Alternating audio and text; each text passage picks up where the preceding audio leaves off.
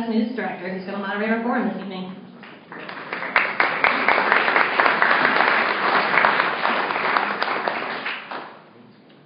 Thank you very much for coming. I appreciate turnout on a Thursday evening. If at any point you can't hear, just raise your hand. I'm responsible for letting you know the rules. I hope you'll all abide by the rules. If you have a cell phone, please at least put it on vibrate. Make sure it's quiet. That would be very helpful. We have quite a crowd up here, as you can see, and so we have a limited amount of time. So the time limit will be enforced. The candidates know they have 2 minutes to make an opening statement. They will all have an opportunity to answer each question, but only for 1 minute, and the closing statement will be 1 minute. Correct? Are we on the same page? Okay. 30 seconds. And that's right, there will be a warning. Now, unfortunately, I get to be the police officer, so we will enforce the time limit. I would urge you not to applaud. Please, no applause. If you want to applaud at the end, fine. But we don't have a lot of time, and it would be best if you hold your applause until the end. We'll try to do this initially in alphabetical order, and then we'll reverse it and try to make this as fair as possible. I would urge you, if you've written questions that have kind of a political bite or an attack in them, don't be offended when I edit that out. So with that, we will begin with a 2-minute opening statement, and we'll start with candidate Cecil Rothwell. Can you hear me? Having a mic this far from me makes me uncertain. That's why I wasn't sure. I want to thank so many of you. Okay. That's what I wondered. Now? It could be a not on mic. I thought they did a mic check.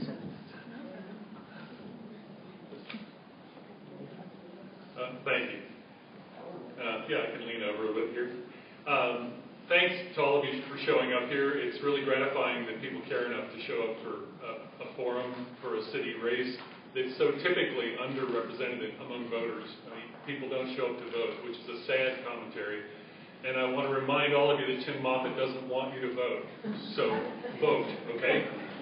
I've been on council now for 4 years, my first term. I feel like I've had some pretty good effect in the city. I've reined in some arguments. I've made some positive arguments. I've voted alone on some issues, and I've voted with the rest of council on many issues. I've served on STACY, the Sustainability Advisory Committee on Energy and the Environment, as the liaison to that committee for 4 years because I really believe that energy is a critical issue for our community. The largest amount of dollars that leave our local economy is for energy, in the form of electricity via coal from out of state, or oil or gas from out of state, for nuclear power, at least east of here. We can generate more power here and do more for ourselves. So that's been a big goal of mine. Civil liberties also matter immensely to me. I ran in 2009. One of my platform planks was that I was going to introduce a civil liberties resolution to make it clear to the people of Asheville and to the people of the world that Asheville supports the Bill of Rights, that we don't discriminate against people based on their race, their gender, their ethnicity, their gender orientation, their religion, their political viewpoints. That will finally come before council on October 22nd. It's taken me 4 years to bring it all the way through numerous committees, numerous consultations. It's amazing how slowly the wheels grind sometimes, but I'm going to keep my promise next week, getting that on the agenda. I support multimodal transportation as part of our energy picture. I've tried to help with affordable housing in a number of ways. I've been chair of the Public Safety Committee for these last 2 years and have been riding that horse during some very difficult times with the fire department losing our captain, Jeff Bowen, and the chiefs. Mike Lanning, could you take the microphone? Thank you. Well, first of all, thanks for inviting me to this forum. It's nice to see the big turnout here. I'm a native of Asheville. I was raised in Asheville, raised in West Asheville, which is now a cool place to live. thank goodness, because it's always been nice. It's not. I never considered it worst Asheville. I always considered it best Asheville. So I'm glad West Asheville's starting to get some recognition. After high school, I entered the military, went to the United States Air Force, and spent 4 years in the military as a security policeman. And once discharged from the Air Force, I wasn't wise enough to go into anything else. I went directly to work for the Sheriff's Department, where I worked there for about 3 years. After leaving the Sheriff's Department, I went to the Asheville Police Department July 4th of 1987. And unfortunately, on my second night with the police department, I was involved in a shooting where I was shot in the line of duty during an armed robbery. That really changed my focus, not only on my professional life, but personal life. I became very active over the years through the Policeman Association, became the president of the local chapter of the Policeman Association, which is semi-union without being a union in name. We did candidate screenings, and I noticed former Mayor Sidnick back there, we endorsed her when she ran for mayor. So I was involved in doing screenings for candidates. Now I'm on the other end, and I'm finding out it's an eye-awakening experience. So very nice talking to y'all.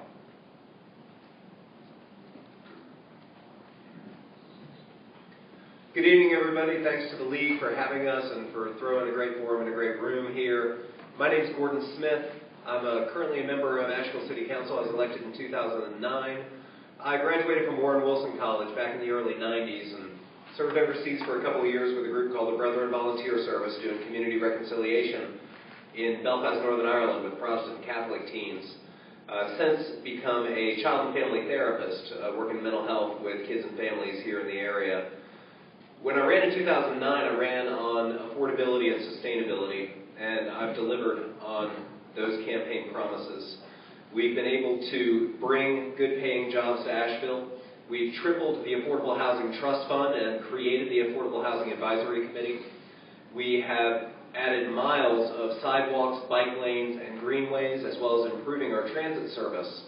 We have, I was able to introduce same-sex domestic partner benefits to the city of Asheville, an equality resolution, and a domestic partner registry that was able to ensure the people of Asheville that their city council and their city government recognizes them as equals, even while the federal government has yet to take that step. So when it came around to deciding whether to run again, the question before me was, well, have we gotten to where we needed to go? And the short answer was no. Even though we were facing a great recession and a hostile legislature, we were able to make a lot of advancements. And going forward, what we need to do is double down on affordable housing stock in this city, continue to create that interlinked multimodal transportation network, and change our economic policies so we can grow more good jobs in this city and grow Asheville's middle class. Thank you. Does mine work? Yes.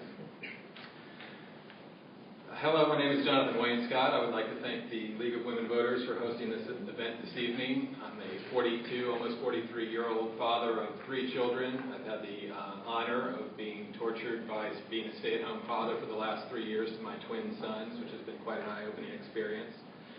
My top 3 priorities of earning the privilege to serve on City Council are as follows. To use the potential of enterprise revenue to its fullest extent to supplement funding of city school systems, establishing Asheville as the premier city in the Southeast for public school education. Secondly, to improve the level of maintenance of our infrastructure and civic services for the safety and benefit of our residents and for the respectable presentation of our community to tourists, retirees, and prospective businesses. And third, to improve civic efficiency through 100% transparency of all public financial transactions, specifically by posting the register of the city's checkbook online so that everyone can see exactly how money is being collected and spent every day. It is my firm belief, supported by business and economics publications such as Forbes magazine, The Economist, Business Weekly, and many others, that a strong education system is one of the key components to the economic strength of a community. The values held by individuals when choosing a place to live are the same values held by businesses choosing a place to operate. While I certainly do not believe that corporations are people, the decisions made within them are made by people just like you and me, Asheville is always on the market, so to speak. Our community is on display 24/7. As we invite tourists and retirees and businesses to visit our community, we cannot afford for them to take a pass on visiting again, relocating here, or establishing a business here based on a negative first impression. People make these decisions before they ever meet city officials or realtors. Our first impression must be supported by fundamental integrity, not superficial glitz, and I will strengthen that fundamental integrity. Thank you. Hi, I'm Gwen Whistler. Thank you so much for this opportunity to talk to you. It's great to see all of you. I moved to Asheville 7 years ago. Prior to coming here, I was a business executive. My last full-time position was as the CEO of the Coleman Company, the outdoor recreation company. When I moved to Asheville, I started a company called Asheville Profits. And through Asheville Profits, I consult with businesses, and my clients pay for the services by volunteering their time with a local nonprofit. I volunteer with a lot of other organizations here in Asheville. I'm the president of the Botanical Garden, so go down and visit that on the way home, before dark, of course. I'm part of that Food Policy Council. I'm a bicycle safety instructor. I'm part of Strive Not to Drive, and various other organizations. My background in business, I think, taught me a lot to listen well. It taught me to look at issues at a high level, and it helped me to allocate resources when funds are restricted or tight. And I hope those skills will help me if I'm elected to City Council. I believe in a safe, healthy, and vibrant Asheville. Safe is a strong police and fire department, good streets, well-maintained streets, sidewalks, both in volume and well-maintained, healthy, clean air, clean water, access to green spaces, sustainability underlying all of our decisions, and vibrant, so that all of our residents in Asheville, no matter their economic or age group, have an opportunity to thrive financially. I look forward to tonight. Thank you.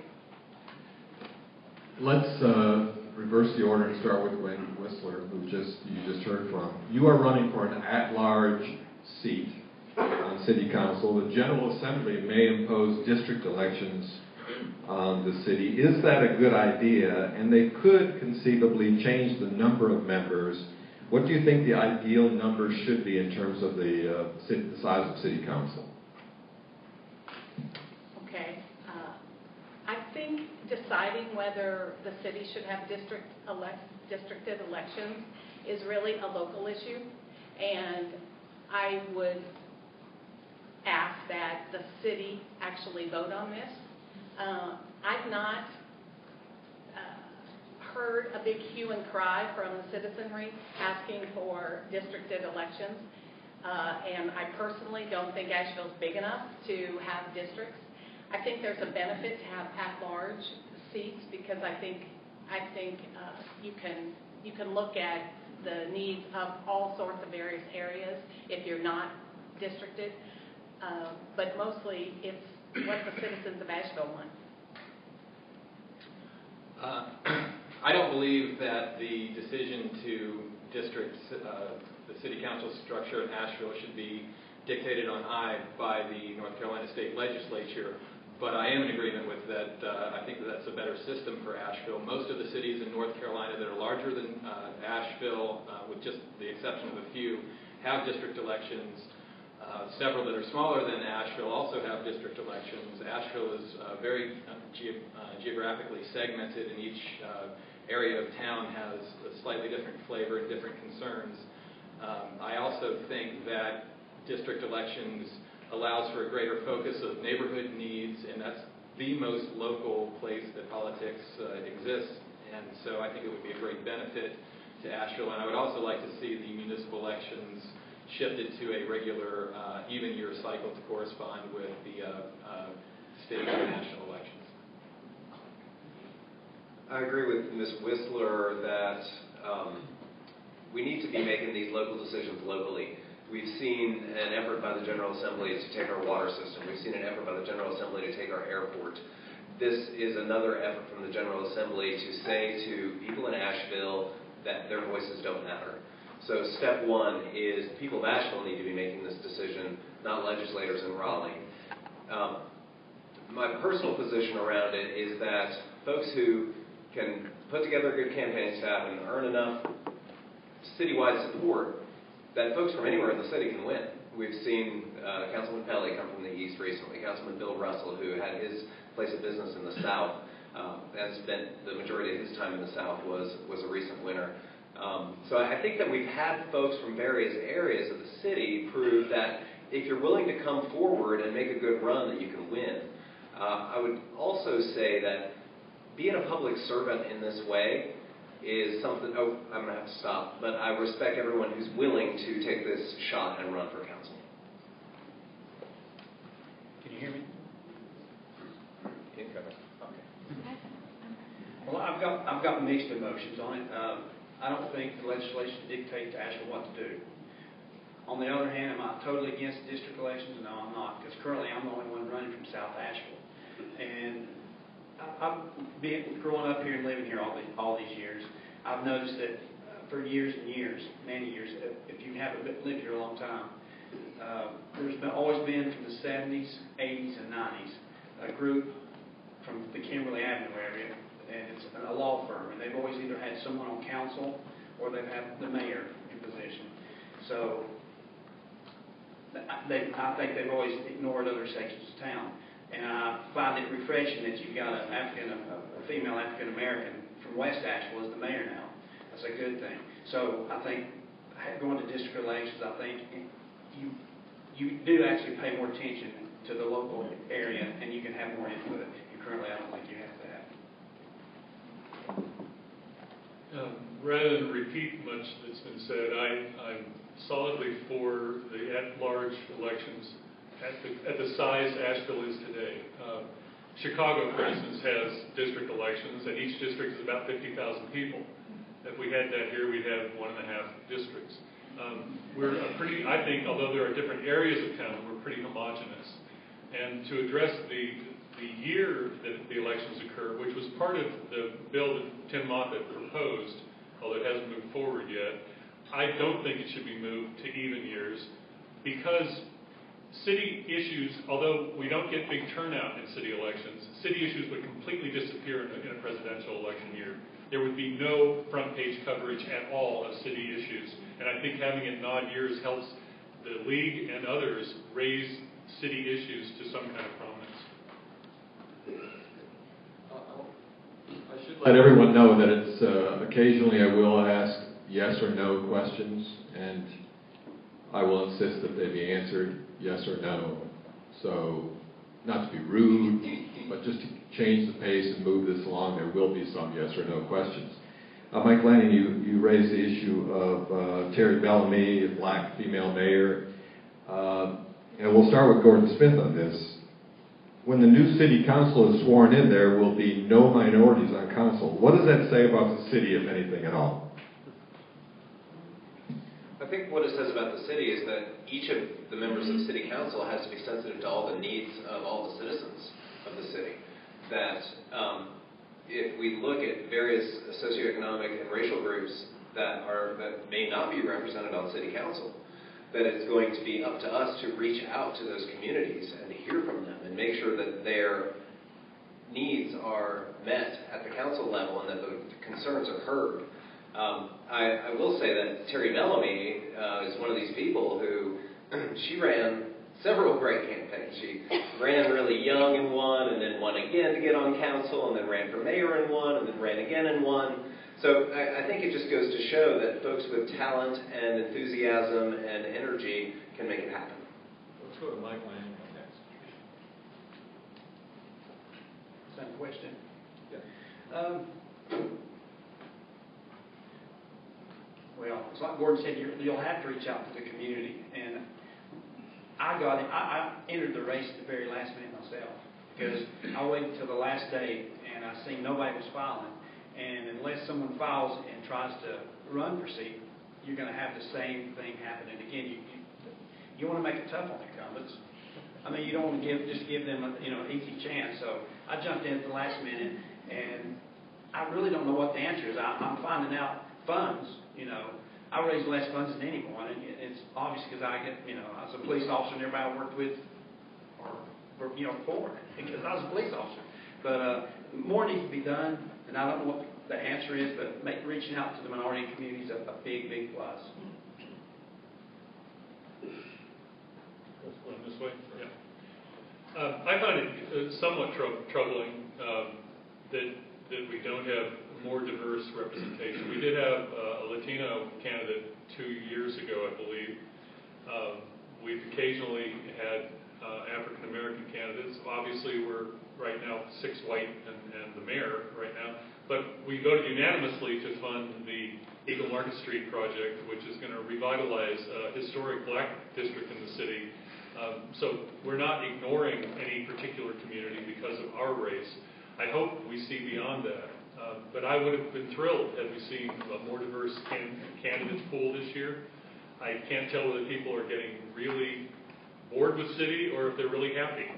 It's hard to guess. But I'd urge anyone to run. And as far as the money goes, I get what you're saying about having maybe not a great, a rich pool of donors, but my average donor has given me $50. And, if you find 500 people to give you money, that works. Let's go down the line. Nothing? I would say that it's indicative of generational disenfranchisement of minorities, and this is probably pretty typical in most American cities. And there is certainly a problem with participation in the political process when it comes to money. I can assure you that my family is actually poor, despite my dapper duds tonight. The pressures that are put on people when they live in poverty are immense. It's really difficult to change your economic trajectory when pressures are putting down on you. So I feel that it's just, again, issues of poverty and disenfranchisement of the minority classes in our town. I think it's a little disappointing about lack of diversity. I mean, I'm the only woman running for council, so I would have liked to have seen actually us have a primary. It's a little disappointing that there's only 5 for 3 seats, but at the same time, I hope that whoever is elected does reach out to the community and try to listen to all the various constituents, no matter the race, age, or economic. Let's go to, this is a yes or no question, to a complicated issue, and then there'll be some follow-up.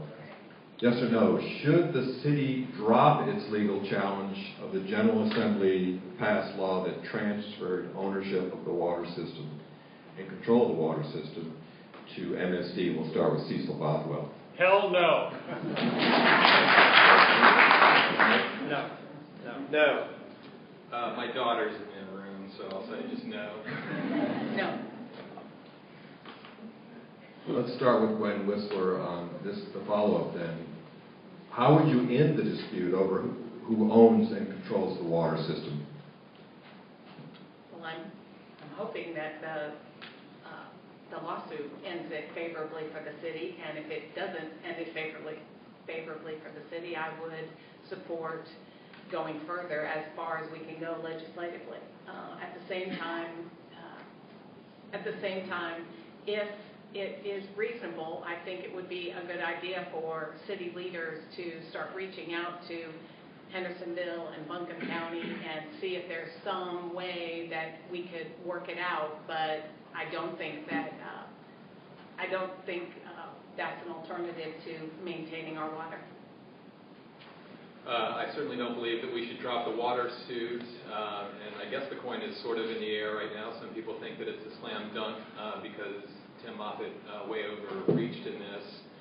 And then at the same time, several people have mentioned the fact that Asheville's never won a suit against the state. I'm not sure if that's entirely true or not, but I would absolutely move forward with any appeals and take it the judicial road as far as it possibly could be taken, and then start looking for alternatives on how we can own our water and our resources. Maybe it's not through the Asheville water system per se, but it is a natural resource that belongs to all of us as keepers of this land. So I think that we need to look outside the box a little bit and redefine what ownership actually means.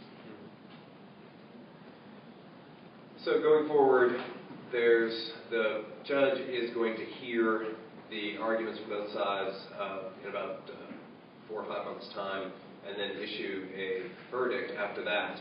It's my hope that we'll win.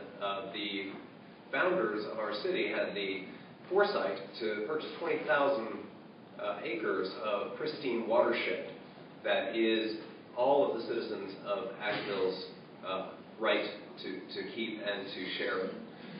So I think that going forward, I'm hoping that Judge Manning, who is has proven himself to be a very intelligent and a very wise person, will rule in the city's favor. Should he not, I'll certainly favor seeking an appeal and going from there. But make no mistake, this was brought as an act of aggression. And it's not as though anyone came to us and asked us how we would like this to happen. They just told us how it was going to happen.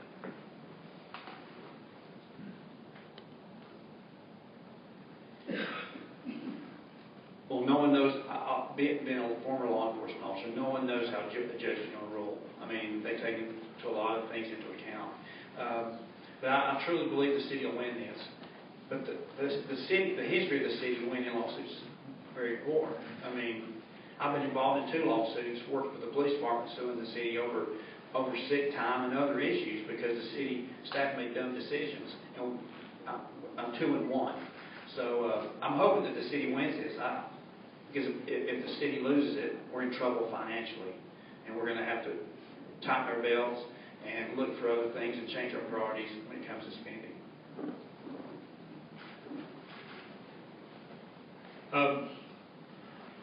The idea of taking without compensation has been covered in natural law going back to the Roman Empire, especially where it involves water. I can't believe we're going to actually lose this lawsuit.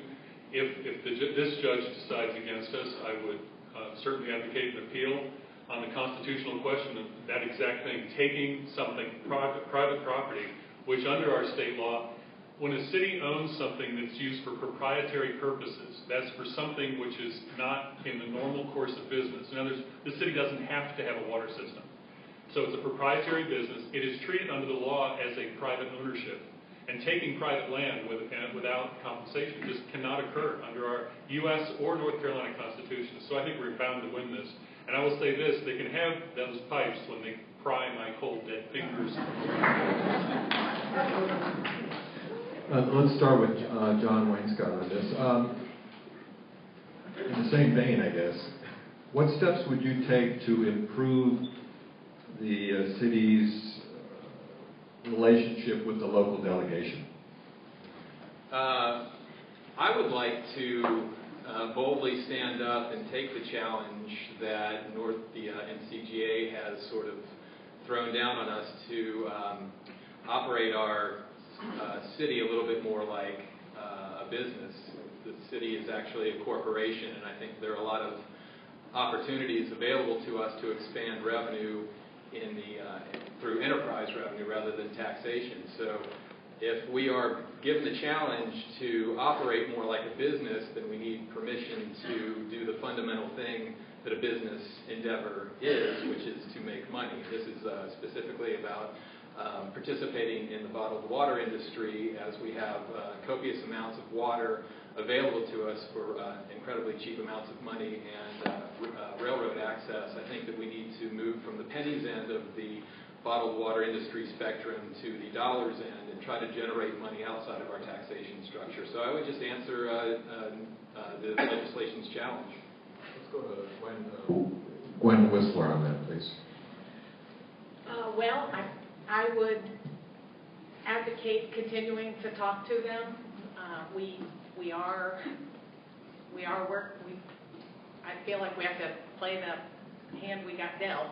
And so I think we have to continue to talk to them, try to understand why this is happening. I think getting involved with other cities and other municipalities, which the city's already doing. I think strengthening those relationships so that we can really talk to these other organizations and other cities and municipalities and say, what they're doing to Asheville, once it's successful, they're going to come and do to you. And so I think if we, again, kind of keep talking with our legislators, really not name call, not call people out, using and keeping a appropriate dialogue, but working with other cities, I think could help. Gordon Smith, please. I think that one of the things that's been helpful and will continue to be helpful in our relationships with our legislators is to continue to help them understand that Asheville is the economic engine of Western North Carolina.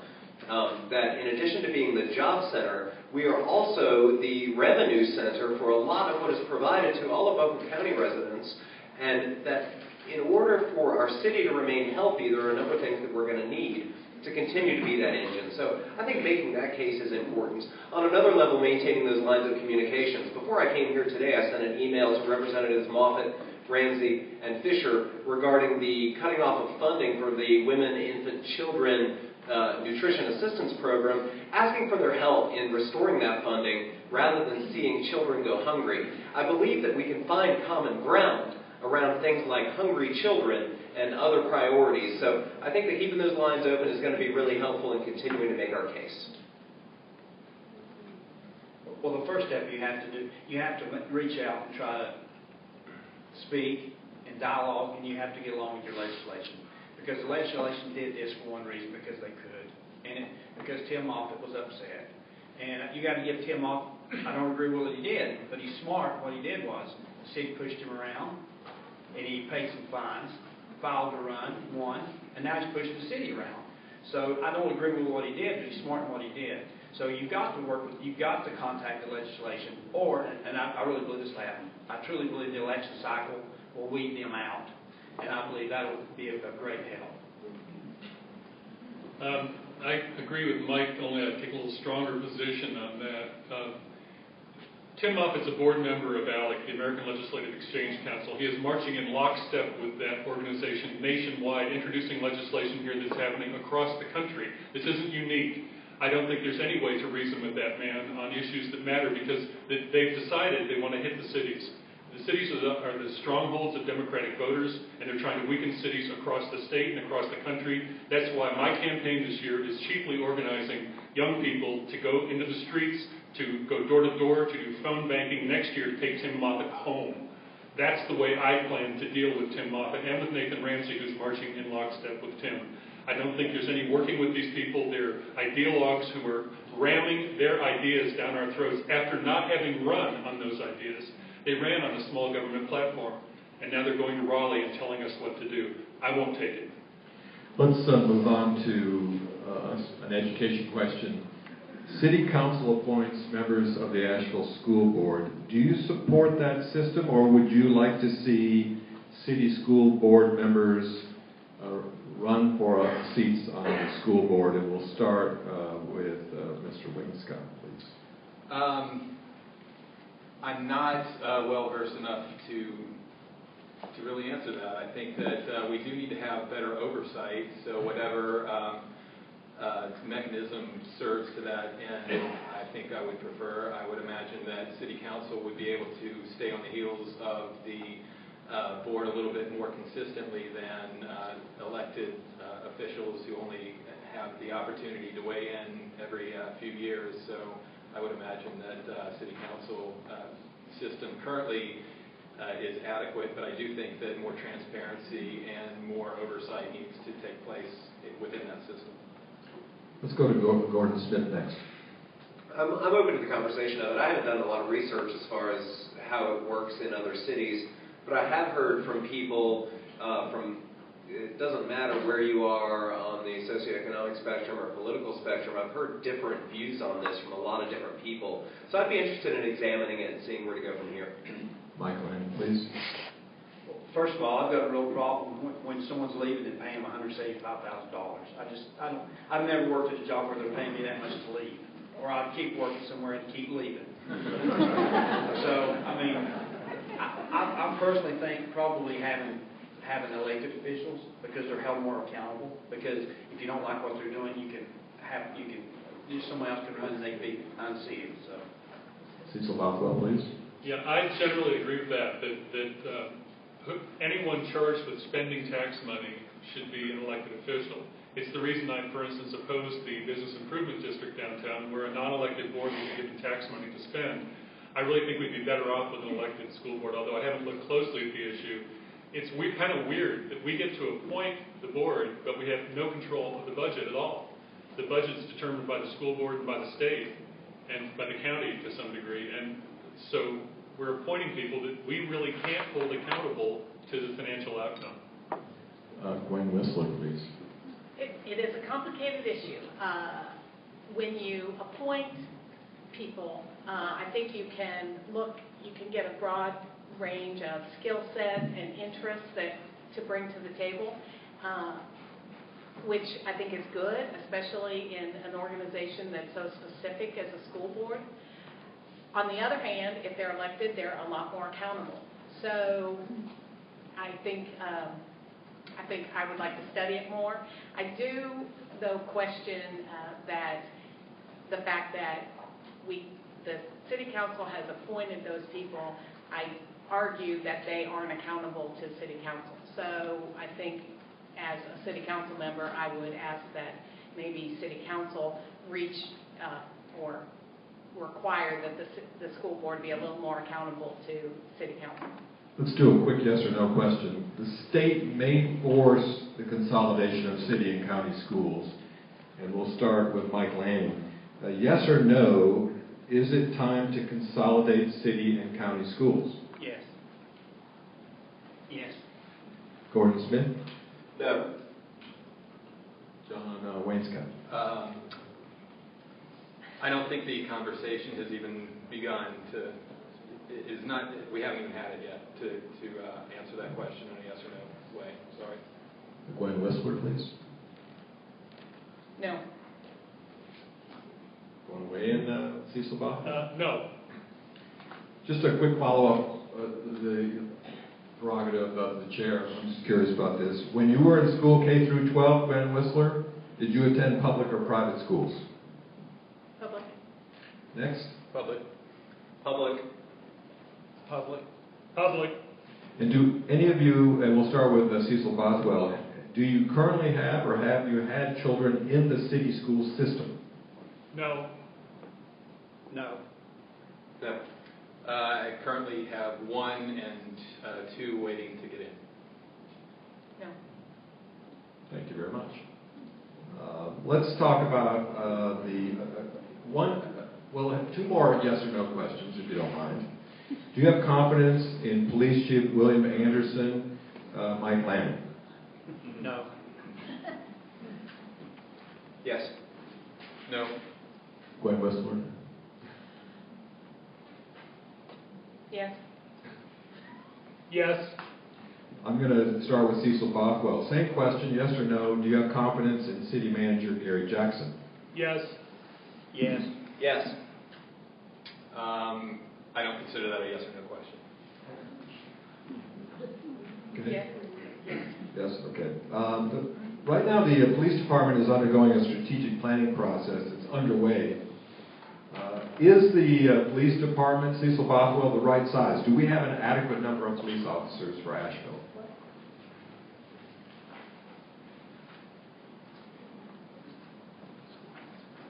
According to the department, we're down around 24 from what the department considers an optimum staffing. We're still covering all the positions. The chief has assured us that through overtime and the way they're running the schedules, that they're not shorting any neighborhood of coverage by the police because of that shortfall, but they'd like to have more officers and therefore pay less overtime. I'm not in a position to know exactly if this is exactly the right size police department we should have, but the crime has fallen over the last several years. Who can say? Is it the economy changing? Robberies picked up, violent crimes went down, then there'll be a surge in violence. I almost think that that's separate from what the police do. The police do solve crimes, and I'm pretty confident, especially after the recent grilling that the police departments had, we've found that there have been some structural problems, but we're fixing them. No, there's not enough manning right now. According to the document I have, August the 20th, there were 27 officers short, which means they've hired 16 now. That has to go through BLET. BLET takes 4 months, and then another 4 months to have them on board where they're actually productive as a police officer. That's 8 months. They've hired 6 certified, which means they've been certified through another agency. It takes 4 months for them. Well, my biggest concern is, in an 8-month period, how many more are they going to lose? Because they've lost 14 since July 1. So there's not enough police. You can drive across the westbound, across Smoky Park Bridge, and look on the right, and you see a building from both ends full of graffiti. When I worked at the police department, that had happened at night.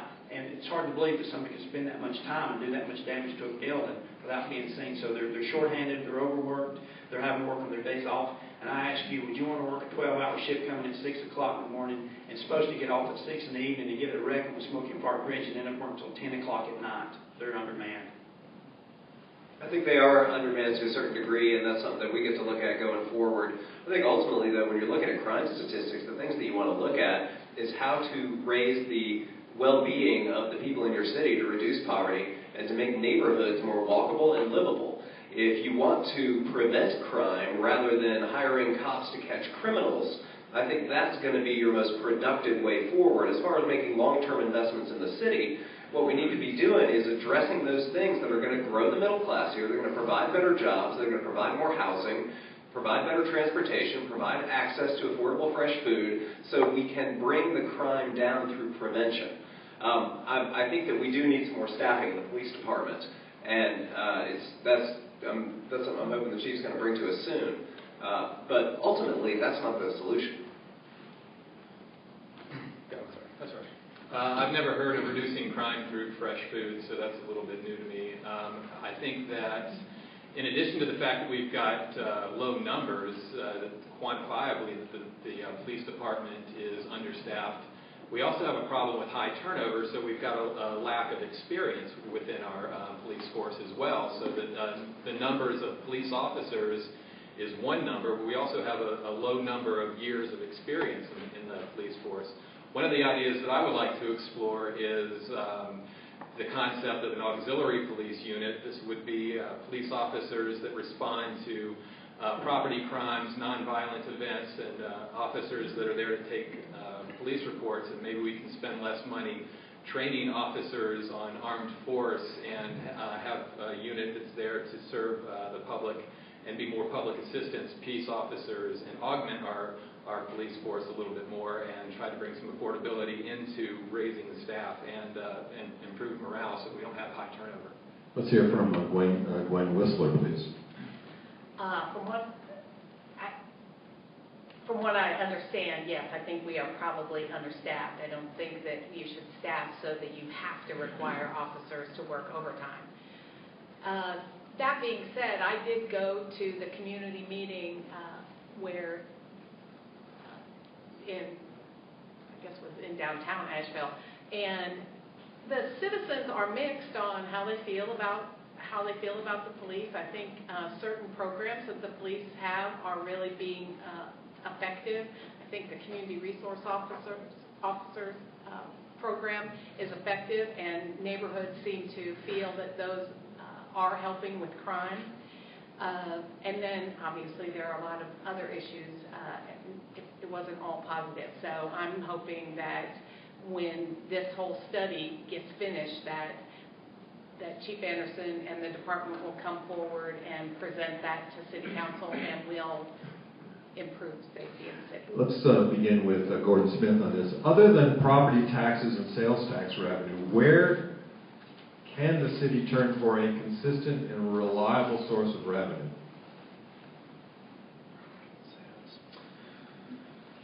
Where can we turn to? Well, theoretically, there's a number of places we can turn to. Theoretically, we could turn to an occupancy tax expansion. Currently, there's a 4% occupancy tax. 3% of that goes towards tourism marketing, and another percent goes towards tourism product development. Other cities in the state have a larger occupancy tax, and if we had the opportunity to be able to utilize some of the monies that the visitors bring to our city, when the visitors come, and it's really great because they support a lot of small and independent businesses, and there's a lot of good things that can happen as a result of that. But one thing that does happen is our infrastructure is taxed to a degree, and it's up to us, the citizens, to then pay to maintain the infrastructure that's being utilized by 3 million plus visitors a year. So I would certainly advocate for a rise in the occupancy tax. Quick follow-up, would you agree that's highly unlikely? It needs the approval of the General Assembly. I think that it's been an ongoing conversation. It's been fortunate that the Tourism Development Authority has partnered with the city on things like improving the Civic Center, John B. Lewis soccer fields, and some of these things that some of the citizens can enjoy. And ultimately, I believe that if our tourism industry is to maintain its integrity, the integrity of Asheville is a special place to be, then supporting the integrity of the city is going to be central to that. So I think over time we can get there. Well, I agree with Gordon on the occupancy tax. It's a shame Asheville doesn't get anything from that. And this would be a perfect opportunity if Republicans are so pro-business. It's time to reach out to the Republicans. They're in charge. Test them and see how pro-business they are. I don't see how they could be against that. I know in the past the legislation was against it. I don't know if they've spoke to the legislators that are currently in office over this, but hey, they sell themselves as pro-business and this, sell them on this and see if they'll support the city on it. I think we could start busking. I think if council went out and just sang in the streets, maybe people would pay us to shut up or something. Yeah, I have to agree that the largest possible pool would be that occupancy tax. And it seems really unfair to me that other cities have even up to an 11-cent room tax, and a good portion goes to city general funds, and we are stuck at this 4-cent level because the hoteliers here have fought it and fought it and fought it. They claim we wouldn't get the kind of conventions here that we get if there was a higher tax. My argument to that has been again and again, people do not pay attention to that on their hotel bill, not significantly. It's not going to change the attraction of Asheville. Will we get it to the follow-up? Not with this legislature. They are not pro-business. I think that's an argument that really needs to be made over and over again. They're actually doing serious damage to business in North Carolina. They're pro certain rich interests, but they aren't pro-business. They're wrecking this state as a place for business to come. People across the country are deciding this is not a place to retire anymore. It's not a place to move their businesses to.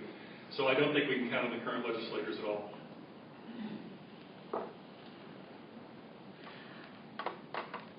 I think the only way that we could get that get access to a little bit more of the tourism revenue by increasing the taxes and or getting Asheville to benefit from a piece of that is basically we're going to have to create a united front.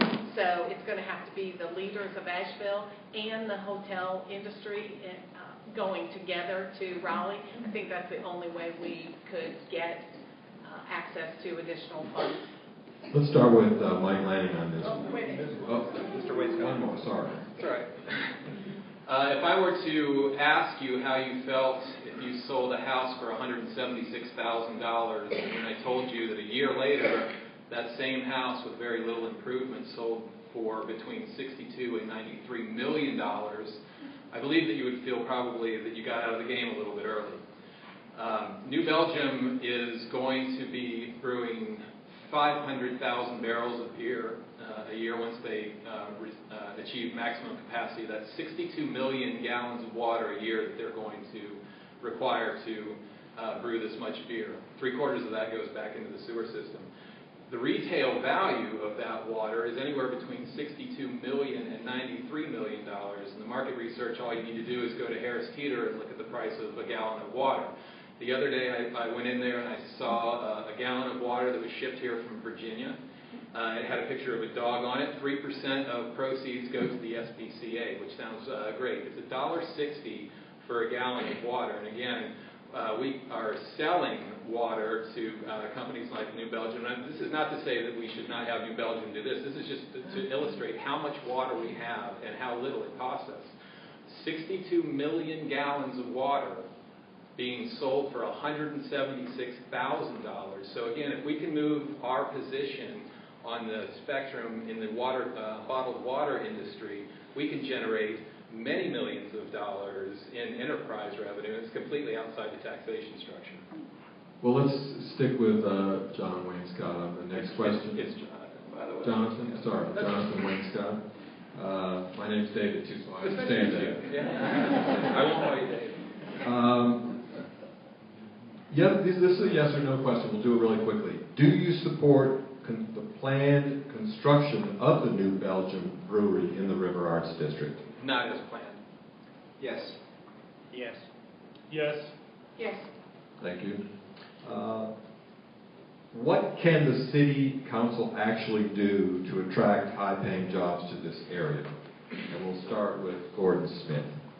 Well, I think that we've proven successful in attracting high-paying jobs with GE Aviation and Linamar and New Belgium, the plastic card expansion, and Novo Nordisk in the office park in Mills River. I think that what we need to do now is refocus our economic incentives on our homegrown small and medium-sized businesses, the folks that are here that are trying to grow their businesses, some of our smaller brewers that want to expand. And that's why I initiated a few months ago an economic incentives task force through the city of Asheville that is going to bring back some results here early in the new year, and we can refocus these incentives and be able to help them. We have so much creativity and so much drive among people in this city, and I think that we need to continue to be attractive to those big employers. We need to recognize that Asheville has to become as independent and as resilient as it can be from within. Mike Lanning, please. Well, first, bringing the industries here and bringing in good-paying jobs is a great thing, and need to continue doing that. I think, if I'm not mistaken, I've been told, I don't know if this is a fact or not, that businesses in Asheville are charged a higher percentage on their water rate than citizens. Is that true? I don't know. No. Okay. I was told businesses pay higher, and it made no sense to me. If you're trying to attract business, why would you punish them, charge them more for water rates? So incentives, I believe in tax incentives, property incentives, but I also believe they've got to give back to the community, not only in wages, but other means. They've got to invest, and they could invest money in the school system for scholarships and those type of things.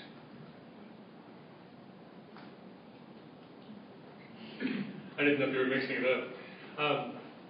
I've proven to be a pretty strong skeptic about incentives proposals on City Council.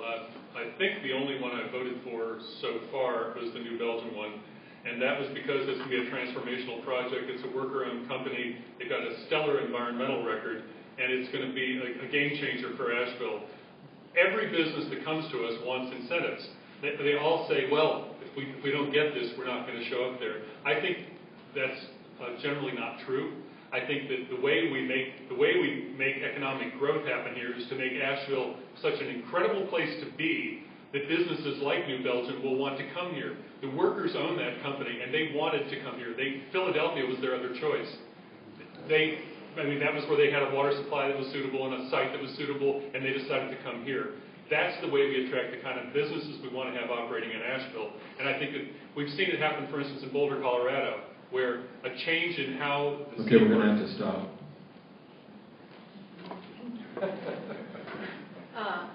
Well, I don't think that it's a primary responsibility of the Asheville City Council to create jobs. I think the important thing is for the city to be attractive to businesses. So you have to think about that from the regulatory environment and from our infrastructure environment. So investing in things like multimodal transportation, in greenways, in sidewalks, in making sure our roads are well maintained, makes the city attractive, and I think that's the City Council's biggest responsibility. I would also agree with Gordon that I think it's important that we work on our homegrown businesses. I volunteer with Mountain BizWorks with established businesses to help them grow and therefore be able to create living wage jobs.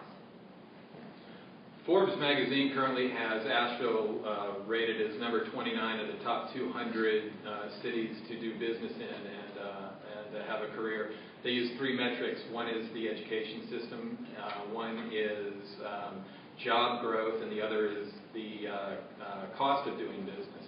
Asheville already provides a tremendous amount of incentive, not through incentives programs, but just through the attractiveness of Asheville itself. Most of us pay a premium to be here. We know that it's a difficult place to find a job, that wages are low and housing is high, but that also indicates that people are willing to be here in the first place. When Cecil mentioned New Belgium came here versus Philadelphia, well, Philadelphia's living wage rate is $1.21 an hour higher than Asheville. So for the 150 supposed jobs that New Belgium's going to bring here, if they gave $1.21 an hour to every employee across the board annually, that would save them $363,000 a year to pay a living wage here versus Let's somewhere stop else. at that point. Let's move to start with Cecil Bothwell on this. When I say quote-unquote affordable housing, what does that mean to you? What does affordable housing mean to you?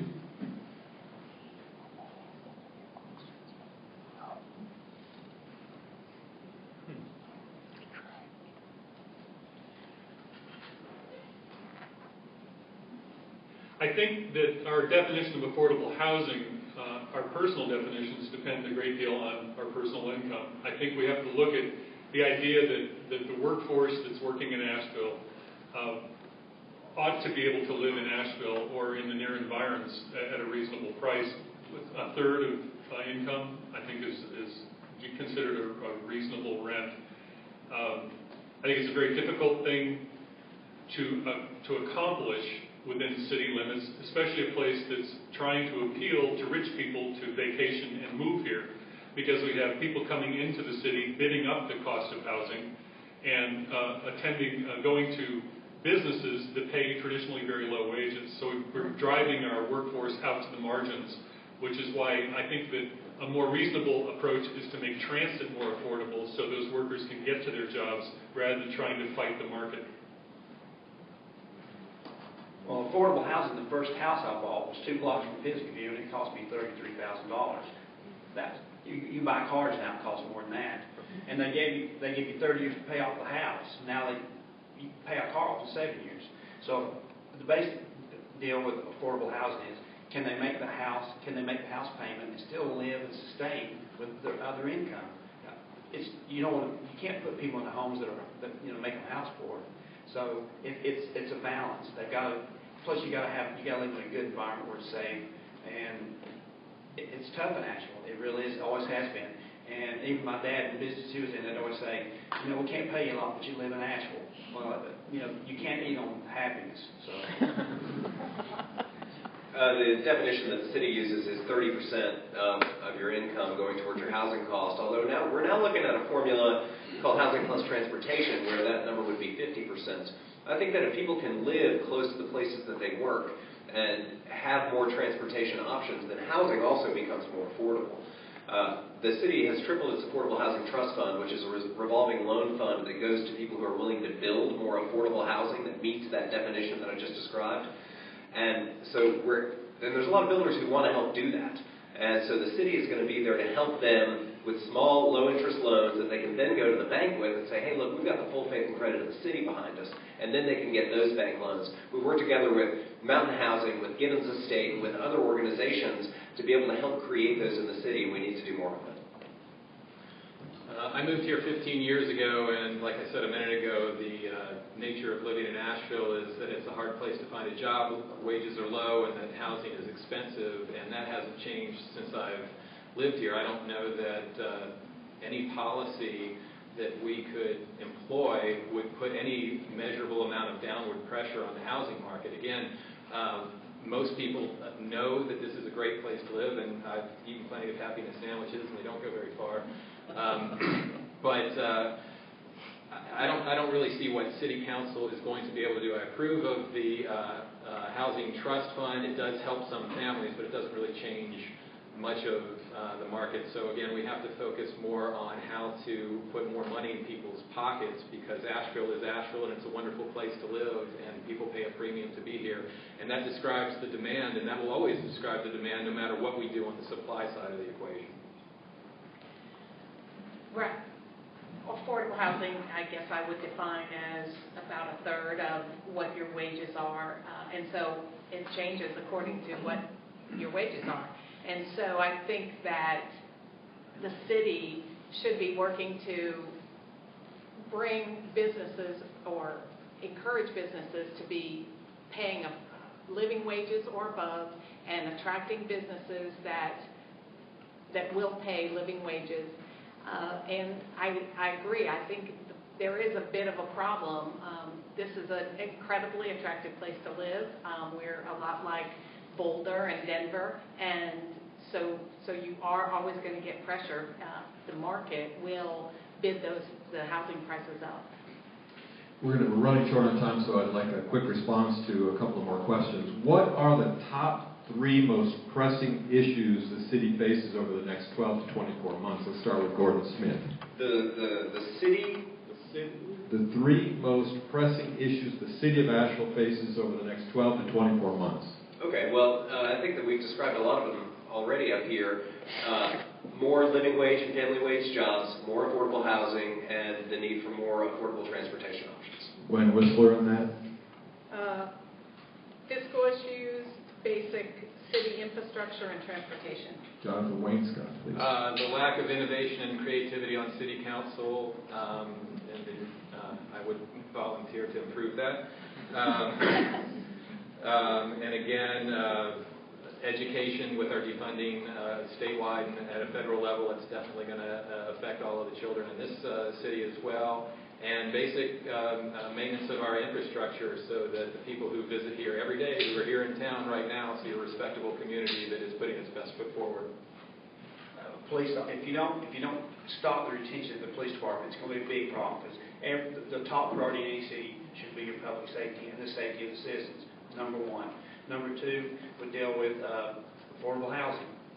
There's got to be a way to fix the problem, and raising taxes, as we've done this year, is not helping matters. And number 3, probably, I would say the environment.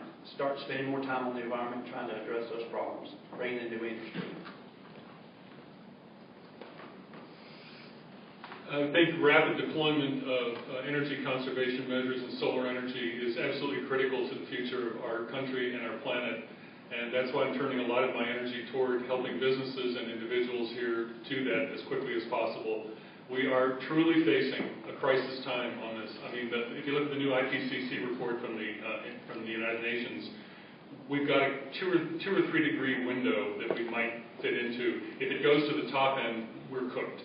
And I think that we must do that. Part of that then is multimodal transportation, getting more people to use transit more often, making it more affordable and more accessible to people, getting people out of their cars and into bikes, slowing down on building parking, and instead of attracting cars, attract more people who use larger forms of transportation. We really need to get there. Beyond those 2 pieces, basic safety in the city is a key issue for any city. Fire and police protection. We need to correct problems that have shown up in the police department and continue to support the reorganization of the fire department, which has made our response better than it was before. And we've really got a high rating, but I think we can continue to improve there. Before we take 1 minute to hear closing statements, I'd like to ask, and start with Gwen Whistler, who do you lean on for advice and guidance?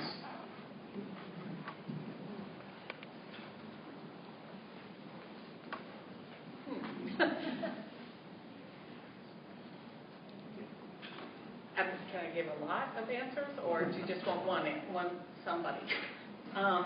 Well, I really have had the opportunity during this race to meet an awful lot of people here in Asheville, and I reach out to people that I hope are that are experts in whatever issue that comes up. So I've leaned on a lot of people. A lot of them are in the room, and then I probably lean on my husband a lot to give me input as to,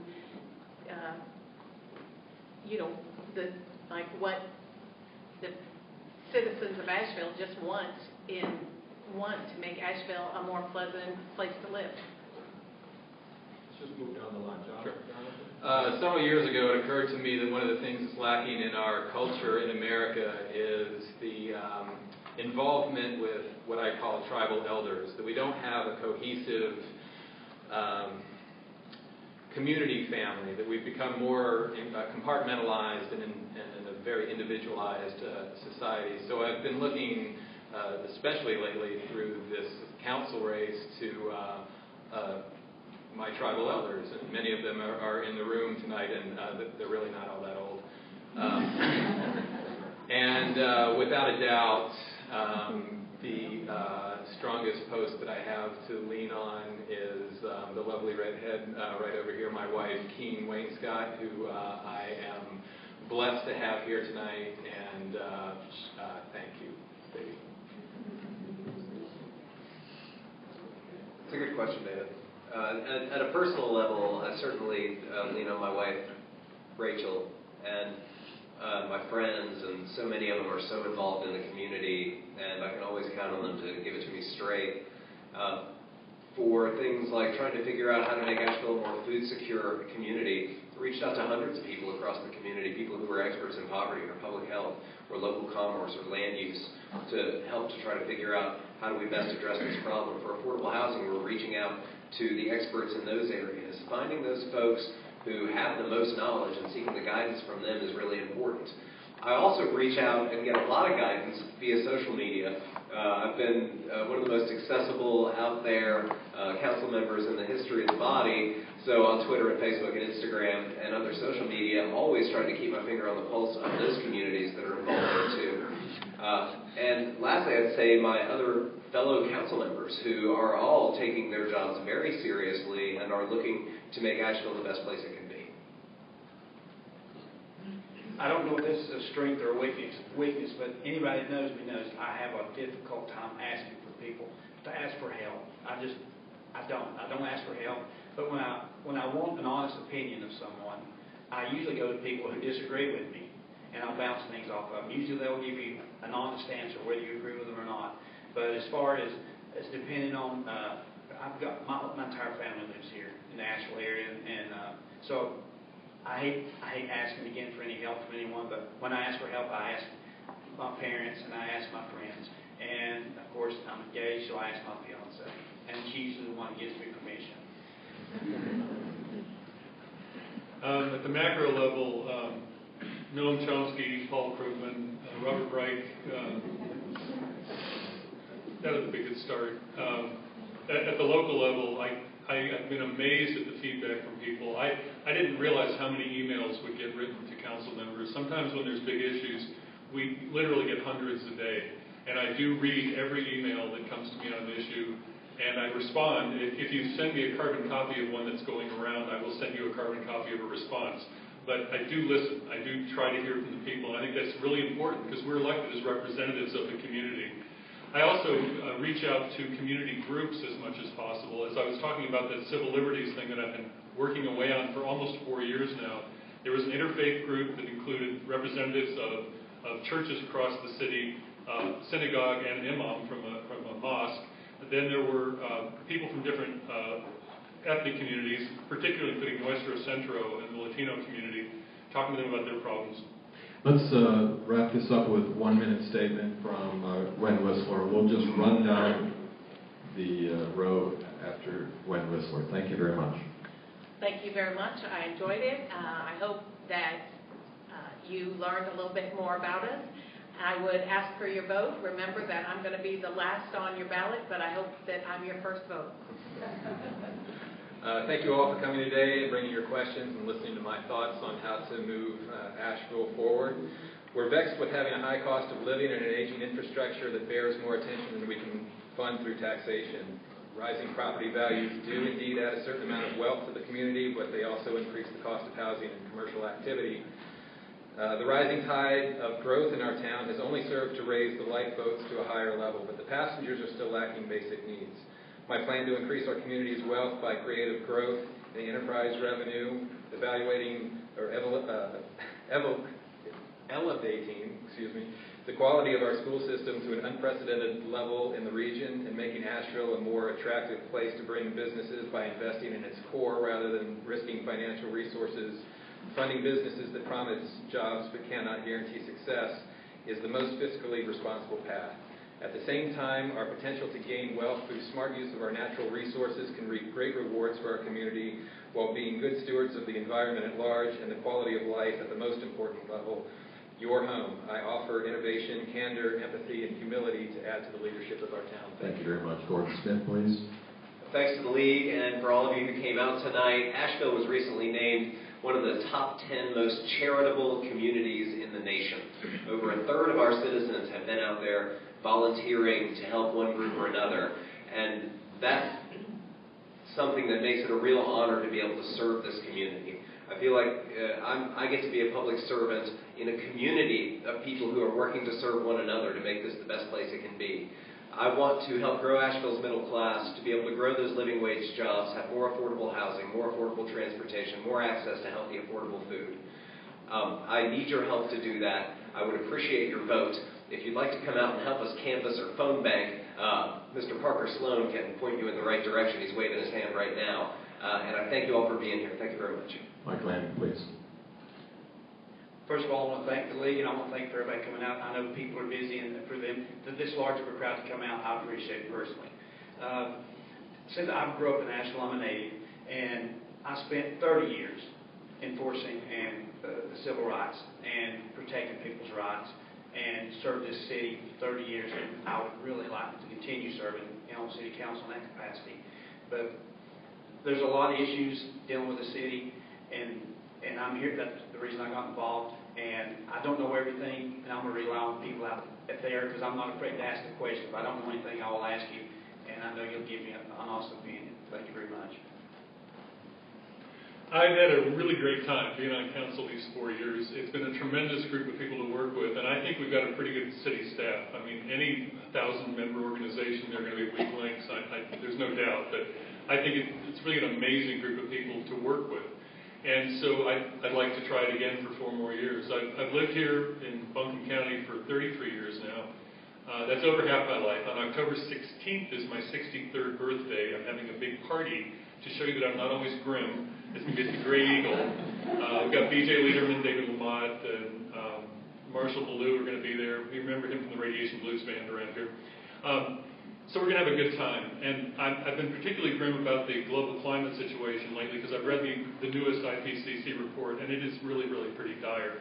But I've also been working on other issues here. I've enjoyed working with Stacey on the energy issues, on replacing our streetlights, saving us $365,000 a year in electric bills, rolling out these big blue bins that have increased our recycling by about 100% in a year. You know, we're making real changes here. Thank you. We had many great questions that we didn't get to, obviously. Lots of questions I would have liked to ask, and many of your questions we may not have gotten to them. I apologize for that. Thanks very much to the League of Women Voters for asking me to serve as your moderator. Also thanks to the co-sponsors of tonight's forum, the Chamber of Commerce, Mountain Express, Carolina Public Press, the Osher Lifelong Learning Institute here, and to Asheville FM NewsHour and AshevilleFM.org for live streaming of this. The candidates will be at their tables outside this room if you want to ask them direct questions, and there are a lot of questions that we didn't get to. Thank you very much for coming.